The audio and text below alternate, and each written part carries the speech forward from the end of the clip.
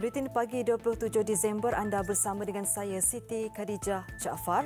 Antara tajuk utama pagi ini, kanak-kanak 5 tahun maut dipercayai akibat didera. Dan aspek kebersihan di KLIA 2 dipertikai.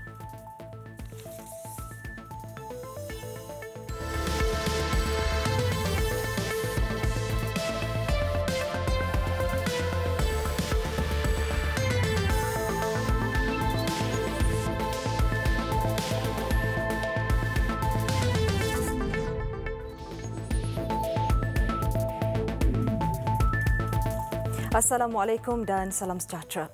Seorang kanak-kanak berusia 5 tahun maut selepas disyaki menjadi mangsa dera ibu tirinya di rumah mereka dekat Bandar Dato' On, Johor Bahru.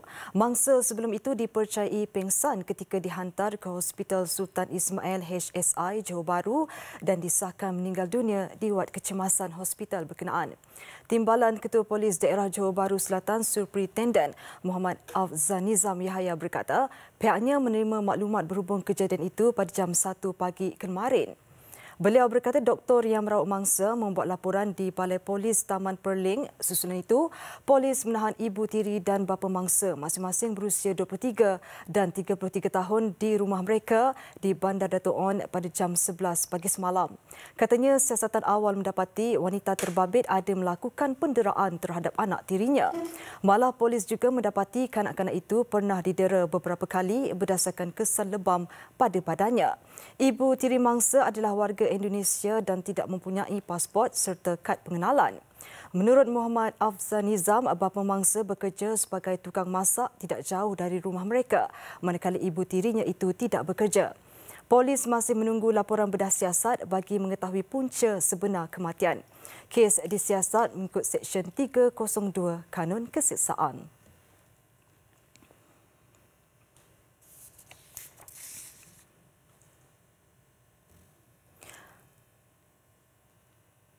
Isu kebersihan dan mutu perkhidmatan di lapangan terbang antarabangsa Kuala Lumpur 2 KLIA 2 sekali lagi hangat diperkatakan. Terbaru tular video yang menunjukkan sebuah tong sampah dipenuhi ulat di lapangan terbang terbabit. Penularan video yang berdurasi kira-kira 45 saat itu mengundang pelbagai reaksi sehingga pihak pengendalinya, Malaysia Airport Holding Berhad MAHB, membuat laporan polis terhadap salah seorang kaki tangan AirAsia. Dan bertindak atas isu itu, kru kami membuat tinjauan di lokasi berkenaan. KLIA 2 dibuka pada Mei 2014 bagi menggantikan terminal penerbangan murah LCCT. Lapangan terbang ini mengendalikan jutaan penumpang setiap tahun. Berdasarkan pemerhatian yang dibuat sekitar jam 5.30 petang semalam, ada perkara yang perlu diberi perhatian segera MAHB terhadap lapangan terbang yang baru beroperasi 5 tahun itu. Visual yang dirakam ini menunjukkan sampah dibuang merata tempat sehingga mencacatkan pemandangan lokasi yang menjadi pintu masuk kepada pelancong dari dalam dan luar negara. Seperti aduan diterima, tandas juga didapati tidak diselenggara dengan baik. Servis keseluruhan saya tak study sangat. Tapi apa yang saya lihat masa kami baru nak fly hari itu, dalam ni memang kotor lah. Banyak orang datang luar negara, bukan kita orang tak apalah boleh cover. Luar negara mari tengok apa ni semua ni macam ada mesti komplain lah. Banyak sini pun kencingnya pun serupa juga. Ini pun zaman ini tutup habis, susah. Lensa kamera kami turut merakam penumpang duduk berselerakkan di atas lantai. Berikutan tempat duduk tidak mencukupi dan tidak kurang ada yang tidur di tempat tidak sepatutnya. I think the chair must be here because if like this it's not comfortable. Dari segi perkhidmatan seperti bagi pula, penumpang mengadu ianya kurang memuaskan. Facilities dia punya airport crew macam tak tolong sangatlah pada kita. Kadang nak pergi ke apa, kita punya nak boarding kan jauh kan. Kadang nak tolong nak ambil naik apa tu? Naik macam banjir kan. Tak ada, puas tunggu. Justru kepada MAHB, penumpang menyuarakan agar tindakan segera diambil. Tinjauan ini dilakukan bukan untuk mencari kesalahan mana-mana pihak, namun bagi membaiki kelemahan dan menyelamatkan imej negara di mata pelancong luar. Kami akan cuba mendapatkan MAHB untuk memberi penjelasan berhubung isu ini. Seramai 15,000 anak peladang kurang berkemampuan di seluruh negara bakal menerima voucher bernilai RM150 bagi meringankan beban perbelanjaan awal persekolahan. Pengerusi Lembaga Pertubuhan Peladang LPP, Datuk Mazlan Aliman berkata, voucher diserahkan kepada 279 pertubuhan peladang kawasan PPK di seluruh negara yang kini sedang giat menganjurkan program bantuan awal persekolahan kepada anak ahli-ahlinya. Tambah beliau, bantuan itu diberikan atas keprihatinan kerajaan terhadap pendapatan mereka yang terjejas berikutan kejatuhan harga komoditi getah dan kelapa sawit ketika ini.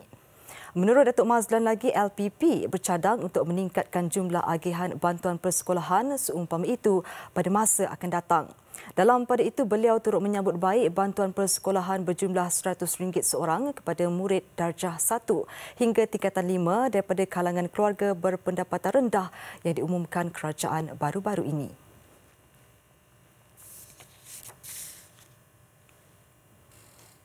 Aduan oleh kira-kira 2,000 penduduk berhubung pelbagai masalah struktur dan persekitaran di Apartmen Vista Sri Kiranau di Penampang Sabah yang disiarkan TV3 pada 22 Disember lalu mendapat maklum balas positif Syarikat Perumahan Negara Berhad SPNB. Syarikat itu dalam satu kenyataan yang dikeluarkan memaklumkan pihak pengurusan taman perumahan itu mengambil perhatian ke atas setiap aduan yang dikemukakan penduduk. Menurut SPNB, tindakan bagi setiap aduan adalah mengikut keperluan dan keutamaan berdasarkan faktor keselamatan dan keselesaan penduduk-penduduk Vista Sri Kiranau. Kata kenyataan itu, Jabatan Kesihatan telah melakukan ujian ke atas sampel air di apartmen itu dan mendapati kekeruhan air tahap pH serta klorin bekalan air yang disalurkan kepada semua penduduk adalah menepati piawaian serta selamat diminum. Selain itu, Jabatan Kesihatan juga melakukan lawatan di sekitar kawasan pembetongan dan hasil pemeriksaan berkaitan air pembetongan yang telah diproses serta dilepaskan ke dalam kolam pembetongan adalah mematuhi piawaian ditetapkan jabatan berkenaan. Tambah SPNB, masalah pembetongan yang pernah rosak pada Ogos lalu dan limpahan air pembetongan juga telah diatasi dengan mengganti pelampung dan paip yang rosak. Menurut SPNB, pihak pengurusan sentiasa memantau sistem pembetongan dan perparitan agar sentiasa berfungsi dengan lancar. Kata SPNB, pihaknya juga komited untuk membaiki keretakan plaster dinding serta siling bumbung yang rosak akibat tiupan angin. Bagi isu hak milik strata, kata SPNB, pihak pengurusan akan berbincang dengan pihak berkuasa tempatan bagi mempercepatkan proses pengeluaran hak milik strata kepada setiap pembeli. Perintah berkurung di kawasan perairan 7 daerah dalam Zon Selamat Timur Sabah atau Zon dilanjutkan sehingga 11 Januari depan berkuat kuasa hari ini. Pesuruhjaya Polis Sabah Datuk Omar Mamah berkata, perintah berkurung dari 6 petang hingga 6 pagi itu meliputi kawasan perairan daerah Tawau, Sempurna, Kunak, Lahad Datu, Kinabatangan, Sandakan dan Beluran. Dalam kenyataan dikeluarkan, beliau menasihatkan orang ramai yang tinggal di kawasan terbabit berada di dalam rumah dan orang lain tidak dibenarkan memasuki atau berada di kawasan diisytiharkan pada masa dan tarikh ditetapkan. Perintah berkurung itu diteruskan bagi memastikan kawasan perairan terbabit tidak diceroboh pengganas yang mengancam keselamatan para penyelidik antarabangsa menjalankan penyelidikan dan pelancong melawat pulau beranginan. Ia juga bagi menjamin keselamatan dan kesejahteraan rakyat Sabah yang menjadi pengguna perairan dan rakyat yang berada di kawasan daratan Zon. Selain itu, dengan perintah terbabit memudahkan penguatkuasaan dan pemantauan terhadap pergerakan bot. Berdasarkan maklumat diterima pihaknya, kumpulan militan Abu Sayyaf dan mereka yang menjalankan kegiatan menculik bagi mendapatkan wang tebusan dari selatan Filipina masih cuba menceroboh untuk melakukan penculikan dan jenayah rentas sempadan.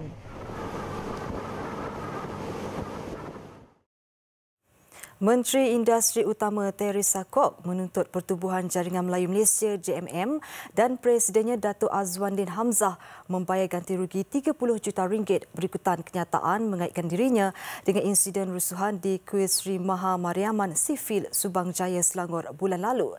Teresa yang mengemukakan surat tuntutan melalui firma guaman SNR and Partners turut menuntut kedua-dua pihak terbabit mengemukakan permohonan maaf dalam masa 7 hari. Melalui surat peguamnya memaklumkan pihaknya juga tidak teragak-agak memfailkan saman fitnah sekiranya mereka gagal berbuat demikian dalam tempoh yang ditetapkan.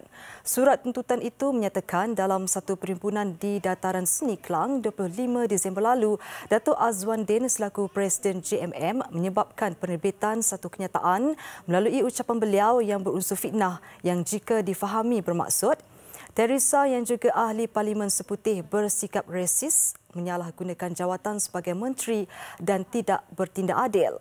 Dalam surat itu menyatakan Teresa juga dikatakan menteri yang tidak jujur, tidak boleh dipercayai, menipu, tidak beretika dan tidak berprinsip serta mengamalkan rasuah.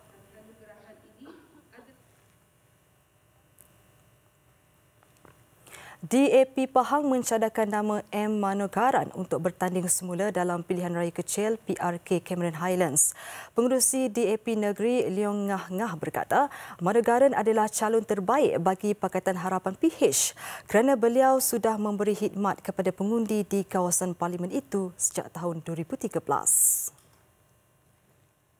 Jelas ngah-ngah walaupun Manogaran tewas dalam 2 pilihan raya umum PRU sebelum ini, namun beliau masih meneruskan tugasnya dengan penuh berdedikasi di kawasan berkenaan.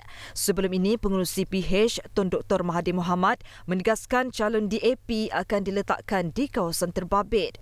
PRK Cameron Highlands diadakan berikutan Mahkamah Tinggi Kuala Lumpur memutuskan kemenangan Datuk C. Sivaraj dari Barisan Nasional BN terbatal ekoran didapat berlakunya rasuah.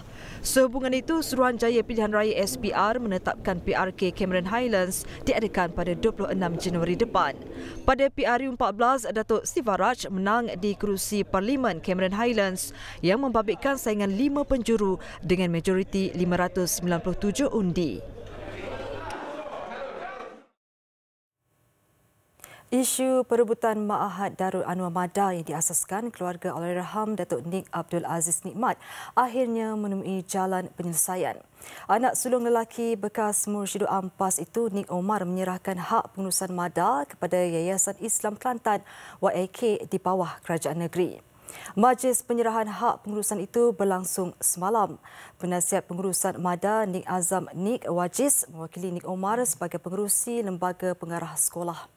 Mada merupakan sekolah agama di Kampung Pulau Melaka, Kota Baru yang diasaskan bapa Allahyarham Datuk Nik Aziz iaitu Nik Mat Raja Banjar pada 1963 dan dikendalikan YIK sehingga 2008.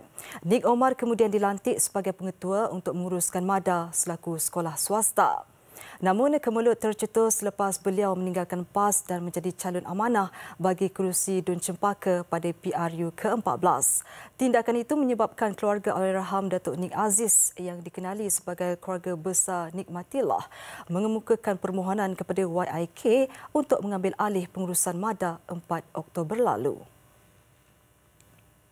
Laporan antarabangsa. Tsunami yang melanda 22 Disember lalu memusnahkan beberapa buah kampung di wilayah Pandeglang, Indonesia. Difahamkan ada dalam kalangan penduduk masih mencari ahli keluarga yang hilang selepas tragedi itu. Menurut laporan media tempatan, bantuan yang dihulurkan masih tidak mencukupi termasuk barangan keperluan peribadi. Dan untuk mengetahui situasi terkini, kita bersama rakan setugas Hamdi Fahmi Muhammad Zaki yang kini berada di Pandeglang, Indonesia.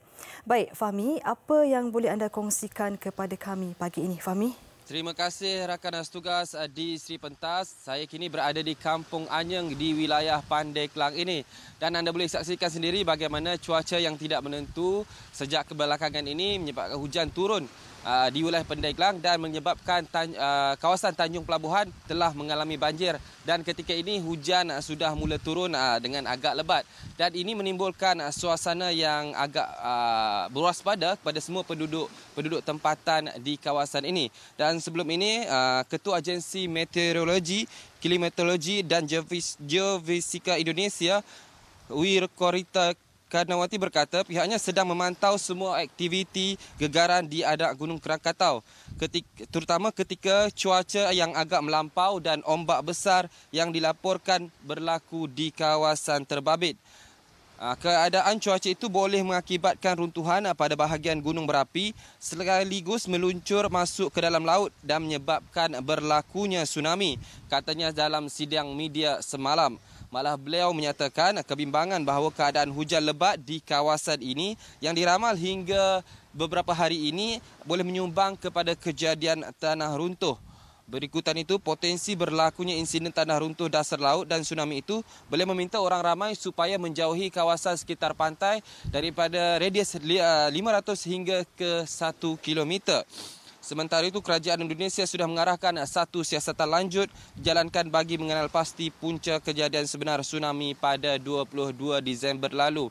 Dan apa yang boleh saya kongsikan ketika ini, anda boleh lihat sendiri bagaimana hujan yang mulai turun di kawasan Pandeglang ini, dan pihak kerajaan meminta supaya penduduk berwaspada dan dengan keadaan yang mungkin berlaku pada bila-bila masa saja.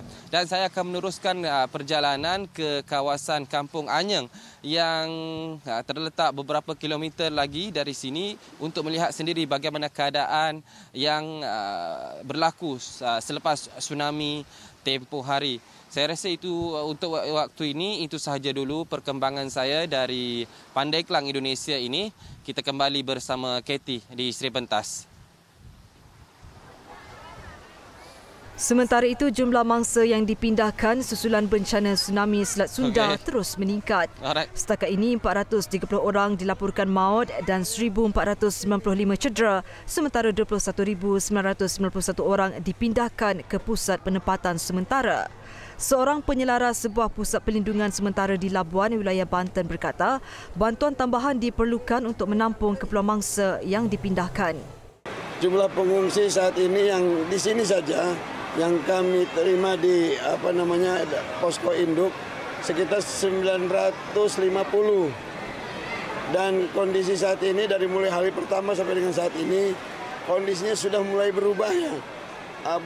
Maka dari itu butuh pendampingan yang intens, dari mulai kesehatan, dari mulai pemulihan traumatik, dari mulai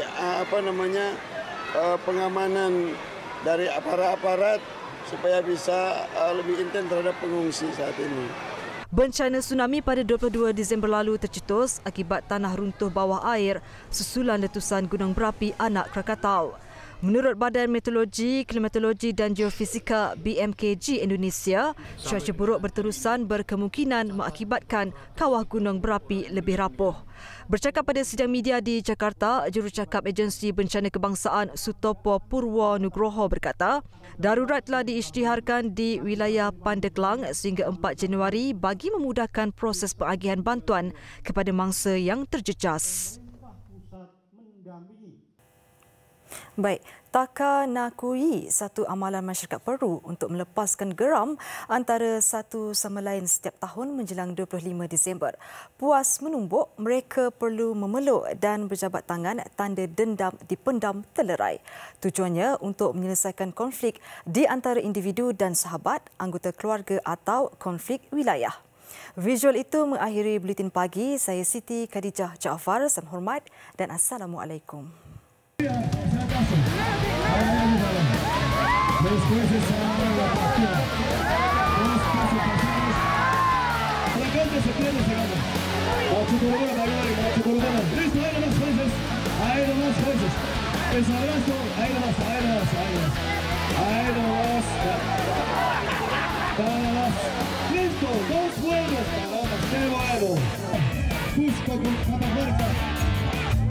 Hoy ganas Astra, hoy ese Nicolín me hace recordar de qué año los primeros jueces. ¡Wow!